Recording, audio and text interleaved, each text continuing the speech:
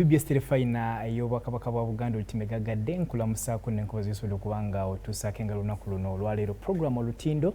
nga bulijjo omwanjuzi nze Peter Atenyi nkujjukiza Ssaabasajja Kabaka wa Buganda azze atukuutira ffe abaami okubeera abasaale mu kulwanyisa akawuka akaleeta mukene n'olw'ensonga eyo abaami yonna yonna gy'oli osaanye okubeera nga olina gy'otambuliddeko mu mbeera yaffe ey'ekisajja oba embeera ey'ekyami otambule mu ngeri y'obuvunaanyizibwa 23 agenda okutuuka nga siriimu tufuma mufume mu ggwanga lyaffe lino erya Uganda ku mbuga enkulu Masengere tusinzira okubeera nga tukuweereza era okola kyamaanyi nnyo okweyekereza byonna n'osobola okubeera ng'otaddeko olutimegagadde okusobola okulaba nti tukuweereza era tukkiriza nti programu olutindo ejja kubaako kyekugattako mu mbeera zo ez'obuntu saako embeera zo eza bulijjo. Olunaku olwaleero negatiddako abagenyi abazze okutulambula n'okusigira ekifaananyi mu butya busobola okuba nga tujja mu bwavu. Okimanyi bulungi nnyo nti ekitambuza ne kituzuukusa okuva ewaka ne tubeera mu kalipagano k'ebidduka ne tubonaabona ne tuyiribira mu kibuga muno tuba twagala nsimbi. Abakulu b'enze nabo olunaku olwaleero bagenda kuba batuyambako okulaba nti tufuna ensimbi zino ate tujje mu bwavu anti Ssaabasajja ayagala abantu abakozi ate abantu abagenda okuba nga basobola okubaako kye bagatta ku Buganda ssaako Uganda okutwaliza wamu. Nina abakulu okuva mu Delta Star Properties bazze okutusiigira ekifaananyi aba Delta Training Academy, Delta Star Properties bazze tuzze okwogera ku nsonga za mirundi ng'ebiri, ensonga eza real estate saako ensonga z'okusuubula n'okutambuzaamu ensimbi engwira saako n'ensimbi ennansi. Awo nno nina omwami Ronnie Semirembe ng'ono nno ye director wa Delta Star Properties nga nina n'omwami oba Sheikh Bashir Kiyonga ngono nno mukugu mu kusomesa Ssaabakenkufu oba Ssaabayigisa wali ku ttendekero oba ku Delta Properties bagenda kuba batusiigira ekifaananyi mu mbeera gy'osobola okuba nga oyita mu Forex Trading osobola okuba nga okyusa obulamu. Ngenda basaba tulamuseeko n'oluvannyuma tugende mu mboozi yaffe olunaku olwaleero butereevu. Mukulu Peter neyanziza nnyo okuba nga ndi mu studio za BBS nga bulijjo erinnya Kyonga Bashir Mulindwa. Tugenda kuba twogera ku bya Forex Trading naddala mu Uganda. Neyanziza okunkyaza. Kale kanzire ewa Mukulu Semirembe bakadde bange bassebo ne bannyabo yonna gye musinzidde tubalamusizaako mwebale gyonna gye mutusizaako engalo abafunye ebirungi muyogeyoge era njaguliza wamu nammwe ate nammwe abafunye obuzibu obwa buli ngeri era nakuwalira wamu nammwe. Olunaku olwaleero ebintu bingi bye tubaleetedde manyi tojja kusigala kyekimu. Kale mwebale nnyo. Kansoke ne muganda wange Bashir abeeko ekintu kyatusigira. Ekintu kya Forex Trading kibadde kikyase mu Uganda naye abantu tebakitegeera bulungi. Oba oli awo nandisobye nyina kusooka nkusabe osooka otusigira ekifaananyi Forex Trading ne Crypto Trading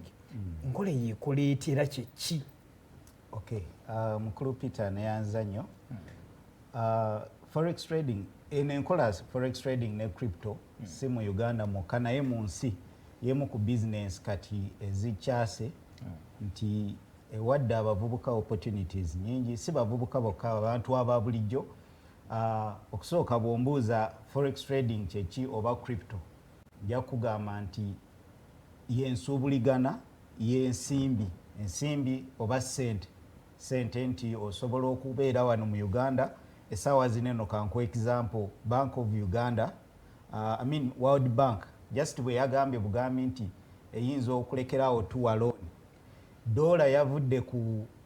13,650 neyambuka mpaka ku 375. Kati gwe omugezigezi wandibadde ogamba kankwateyo miliyoni zange obeemu ngule dola. Amawulire gano bwe gabaawo n'otunda dola n'okola amagoba ago aga siringi 100 mu bwangu. Kwegamba eringa Forex Bureau naye nga njirina ku ssimu yange kuno. Kati enkola gye tukola nti ogenda kubeera international, ogenda kuba ku ssimu yo, ku laptop yo, ku gundi waffe agiyita empenduzo, ku internet, ku app, ogenda ku ssimu yo bw'obanga olina essimu eriko internet, genda okwo osobole okutunda oba okugula mu nsi yonna, si mu Uganda mukko ina Forex Bureau naye mu nsi yonna. Kati yeye engeri gye tugezaako okusomesa abantu trading, engeri ki bw'osobola okugulamu n'okutunda ensente zonna ez'ensi yonna oba za China oba za Bungereza oba ezaki n'osuubulagana n'abantu abo bennyini abali mu nsi ez'enjawulo so yenkola eyo. Bwana Bashir, abakola Forex Bureau batera okuba n'ebintu oba ebisaanyizo ebibeetaagisibwa okusobola okulaba nti batandika omulimu guno. Bwe mbeera ngenda kukikola ku ssimu yange kuno nga njagala kuyita mu Delta Trading Company musobole okuba nga munnyambako, nkikola ntya, biki bye neetaaga ng'oggyeko essimu kuba byogedde byonna ntegeddemu essimu zaffe zino ziseereza. Essimu njirina ki ekirala kye neetaaga okulaba nti mbeegattako oba nange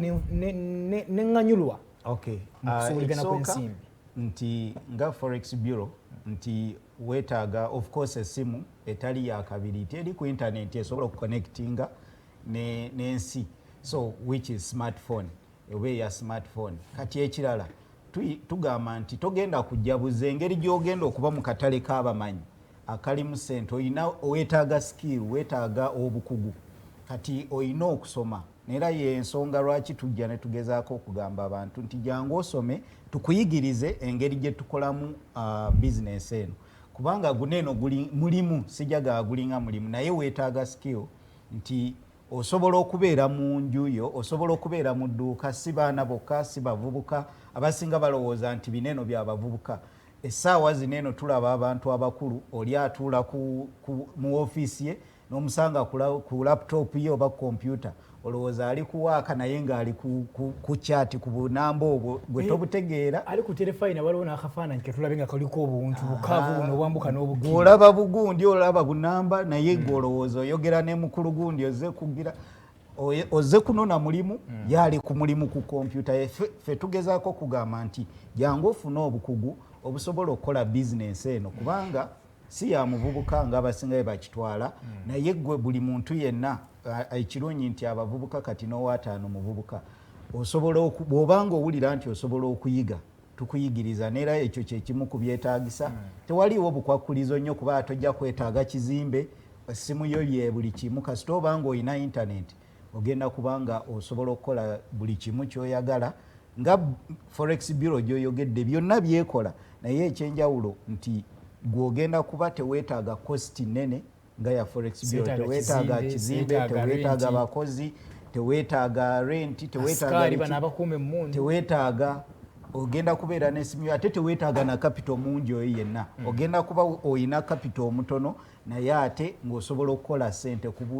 okusinziira ku kapito wo. Kapito omutono otegeeza kimanyi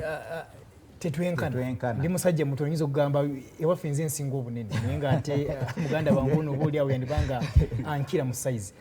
Byetaago ki naddala omuntu agenda okusoma ne kapito nandibadde ntunule mu nsimbi nga mmeka bukadde bumeka oba emitwalo ng'emeka oba ameka? Kati tutunuulira okusookera ddala weetaaga school fees kuba tetugenda kusomeseza bwereere. Kituufu tugenda kusomeseza ku school fees tusaba ssente si nnyingi kubanga ogenda kusoma okusinziira ebbanga lye tuba tugeze kuba tulina essaawa zino intake twaliko waneeno mukulu Peter emyezi ng'esatu emabega nga tuli mu kuyita abaaliwo mu intake ewedde kati tugimaliriza tuyita abagenda okubawo mu intake eddako omwezi ogujja ogw'omwenda neera tugamba registration ogenda sasula emitwalo 5 gyokka. Fees bugenda kuba obukadde 2 naye obukadde obwo obubiri tuliko kusomesa kuliko ne kapito gw'otandika naye. Tetugamba lwaki abantu mukulu Peter twakikola bwetyo nti yajja n'asoma omuzadde oba yamuweeredde oba ye yennyini naye bw'aba atandika nga talina ate zigenda tandika kola. Kati tugamba nti jangu tukuwe at least okwo kwennyini ku bukadde obubiri kwe kugenda okubeera ne school fees n'okumonitaringa entandikwayo kweyo kweri ate ekirala tukuyambako bw'oba oyize ng'olina skill tulina collaborations ne company yaffe erina gundi enoonya ba traders neera kyekisinga otuleeta nti tunoonya ba trader abanaaba basobola okutradinga ssente enneneko. Company zineeno zinoonya ba traders nti basobola okuwa capital okuviira ddala ku mutwalo gwa $,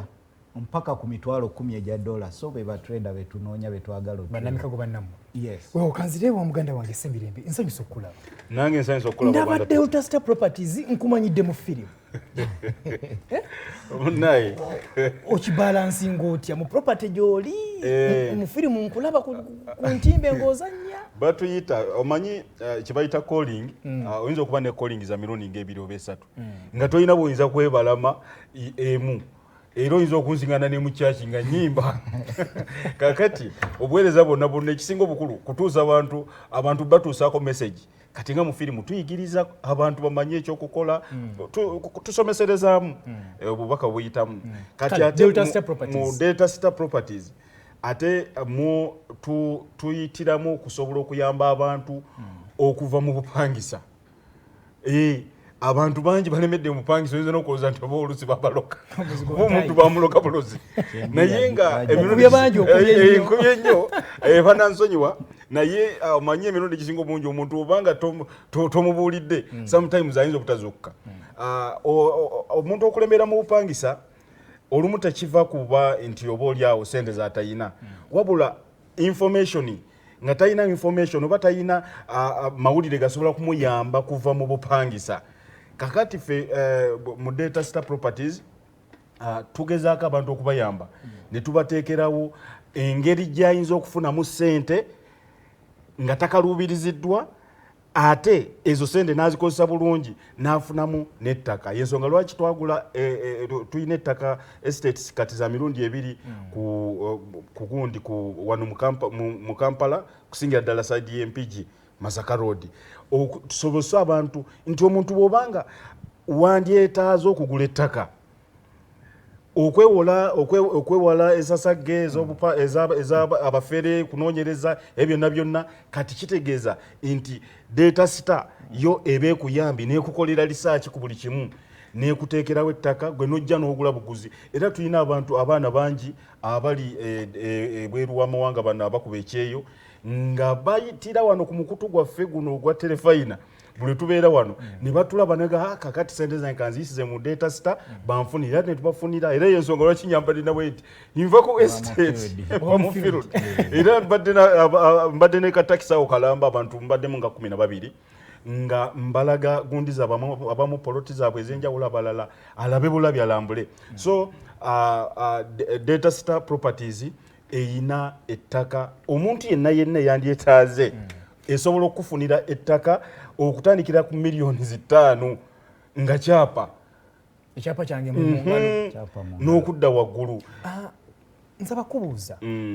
ekintu kya property management kirimu okugula n'okutunda nyinza okubeerayo nga njiyunga nakataka kange naye nga noonya bakagula oba oliawo kanyala ku Delta Star mugula buguzi oba n'okutunda mutunda tugula buguzi tutunda butunzi kubanga bw'okugula omuntu ajja kuleeta akantu nga katono 5 ku 7 5 ku meka kati omuntu obutonotono bukaluubiriza kati ffe tufuna abantu nga wagaze ekimala ekazi nga 20 30 ne tuteekawo estate ne tusalamu omuntu ne tulongoosa bulungi era nga bwe mulaba ku bifaananyi awo yes okoze bulungi producer nojja nga ploti nteeketeeke bulungi nojja n'ofunawo kyoyagala n'ogamba eyo gye njagala waliwo enjagala n'osasulanga mpolampola kati bwana Peter mpozi n'ekirala okuyitira ate ku sayidi ya mwami Kiyonga eya Forex Trading waliwo abantu be twazuula nti abanga alinawo akasente tasobola kugula ttaka keekoko kakalina ate ngene ettaka alyagala omuntu ayinza okuba nga alina obukadde 2 kyokka naye yegomba okubaako n'ettaka njagala ogendako Bashir ansomese ate n'ettaka alyagala nawe ettaka kakati awo eyo confusion ffe tugamba nti tukutuuza wansi ne tukugamba kakati sente okusinga wali olabyeko ettaka abantu nga yagula ettaka naye n'awandikako not for sale nassaako n'enamba y'essimu kitegeeza nti ettaka eyo limazeewo ebbanga ddene kati tani tusobola okuteeka ku bunkenke abantu balyegimbamu alemedde developinga kati ffe tugamba aka akasente akatonotono k'olina leka kalowooleza ate kugula ttaka sooka otereze ebyenfuna era awo abantu webamesingira apo webasuulira nti aba alina obukadde 4 n'agamba kangula ettaka kyokka ku mulimo bwe guba gundi dduuka ligudde takyajjamu kantu naye aguze ettaka tekikola makulu kati ffe tugamba aka akasente akatono k'olina ate osobola okukaleeta nojja either n'osasula fees mu trading n'oyiga oba kuba oyinza okugamba nze nkuze mu myaka ate kakati sisobola byakusoma ebyo bya sente za sibisobola ne tukwata akakasente ko kolina ne tukatradingisa nofunanga amagoba buli lunaku ku simu yo ku mobile money akakasente bwe osobola okukatereka bulungi ate tukukubira ne tugamba kakati owezezaawo nga akakadde kamu oba emitwalo nga 8 jangu tugende osibe ku ttaka lyo kitegeeza wali mu trading tukutradingira sente ziyingira ate nettaka osibyeko sente zigala zikola sente dani okugamba nti ogenda kugula ttaka osigale nga toyina kiyingiza sente. Roni oyogedde ku miliyoni 5 ntonekana miliyoni 5 nyinza okuba nga ndi Masaka eri ebudde mu kimanya nga sisobola kuba na nsimbi ezo mu mukono gumu mulina enkola y'ekibanja mpola enkola y'ekibanja mpola tugirina nti akataka kange naye kisinziira bwe omanyi si kirungi nnyo okuwola muntu nga tumaze kakasa nti anaasobola okusasula kyova olaba nti omuntu ate bw'abanga ayinawo akasente ke tukozesa ne tumutradingira ate ye tetumwetagisa na sayininga wano okola kikola oye tumanya nti yayinawo ebyenfuna bye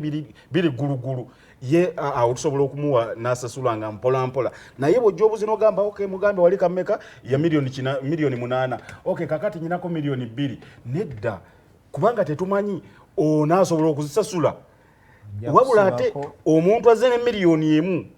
n'agamba nze bannange mu tradingire mu mpenga y'amagoba buli lunaku ne bwebeera 0.5% nga buli lunaku gy'ofuna ezo sente kati omwaka oguggwerako ng'owezezaamu sente esobola okugula ettaka ate nga ne capital waali ekyo kikulu nnyo so zezimu ku mission ne objective za data star okusobola okuyamba abantu okubajja mu bwavu n'okubajja mu bupangisa ekyo kintu kikulu nnyo omuntu oberekaawo nga titulina kola ntiroti naye ng'ebintu wabisetinga busetinze kuva mabega kuba olwali olaba omuntu ali obulungi bwana Peter abantu batera okwegombesa bannaabwe omwami gundi avuga emmotoka ya bbeeyi asula maka malungi naye waliwo akaseera we yasetingira ebintu ebyo kyamutwalira ebbanga n'asetinga ebintu kati olwaliro omwegomba so kakati naffe wano tusetinga abantu ne basobola okuba nga bamanyi kiki kye balina okukola n'azanyisa akasente ke mpolampola bulungi n'afunamu omulamwa yensonga lwaki eyo eri essomero kubanga kakati essomero okimanyi mu gwokutaano bwe twajja wano era BBS Terefayina tubeebaza kubanga TV yaffe eno TV ya Ssaabasajja etuuka wala twali wano mwezi gwokutaano nga tugenda kuyingira mu mwezi gw'omukaaga nga tuyita intake y'omwezi gw'omukaaga abantu bajja bangi betusomesa ku office ne betusomesa online we have so many people naye nga impact yava ku Terefayina eya Ssaabasajja. Njala kubuuza bunene kiko mutandikire obwettaka omuntu ayagala okubanga agula ettaka ate n'ekirala n'okugjawo kano nti omuntu wembanga nze njagala bwagazi ttaka nga saagala byagenda kusuubula nsimbi nti saagala genda kuyita Mwami Bashir wabula njagala kujja bwabuzi mutaka kuba kimanyi kampani y'emu enteekateeka y'omugirina nti gwe ettaka wekabe kajangu ayagala ensimbi zokka jangu naawe ayagala ebibiri naawe enteekateeka y'omugirina zonna weeziri era abamu ku betuva okutwala kweno estate empya eriawo eri mpigi awo ng'ogende Butambala nungi nnyo kati abamu ku bo yayina abadde ne kashi we gamba nze njagala ttaka era tukutwala ne tukulaga ettaka lyo n'osasula mu kibanja mpola oba kashi naye ono yeeyiiya atayina zimala nga ne bwaba afunye ezimala tajafuna zizimba oyo gwe tuwogerako nti alina okuyitira Mwami Bashiru era ennamba z'essimu ezo batulaba mwenna muzikozese kubanga zijja kubayamba batuusa ku Mwami Bashiru oba batuusa ku nze osobola okutuukiriza ebirooto byo n'abali ebweru kale akanzije Mwami Bashiru nga tuwumbawumba mu ddakiika ng'emu yokka akadde ndaba kandiridde empinga musangibwa luddawa omuntu ayandibadde abeetaaga adresi yammwe eri luddawa nti njagala nzijje enkonkone ennyingire ndabe Bashiru abeko kyaŋŋamba. Okay, tusangibwa ku Church awo ku opposite ne Bank of Uganda Kampala Road ku level ey'omusanvu era bw'obuuza ku level ey'omusanvu Delta Star awo wenyini ku bank bajja kuba bakulagirira pozi waliwo abasinga abagamba nti sijja sobola ndi Masaka ndi wabweru wa Uganda naye nandyagadde osoma nkola ntya tuyina enteekateeka ey'okumutimbagano nti osobola okusoma either mu Luganda oba mu Luzungu ku online so teweeraliikirira kuba abasinga kibadde bagamba ndi wala nnyo naye osobola okutusanga ku online oba physical classes. Mukulu Semirembe, enamba y'essimu omuntu atwetaaze tuddemu tugiwe. Enamba y'essimu giwandiike tulina enamba 2 ya Airtel ne ya MTN. Tulina 0703 81 73 43 n'endala eri 0782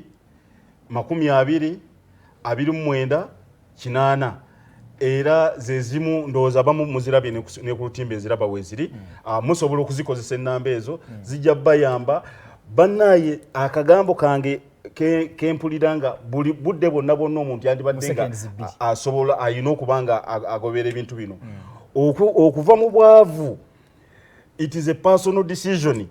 gwe weesalirawo n'ogamba kakati kanve mu bwavu tewali agenda kujjawo akugambe owaayi ng'oludde mu bwavu nedda oyina okusalawo n'ogamba naye kakati let me take this step nyingire mu basajja bano oba ntandika obulamu nange nsobola okubeera obulungi mwebale nnyo mwebalire ddala Semirembe Roni gemanya gange kale Roni Semirembe okuva mu kampani ya Delta Star Properties saako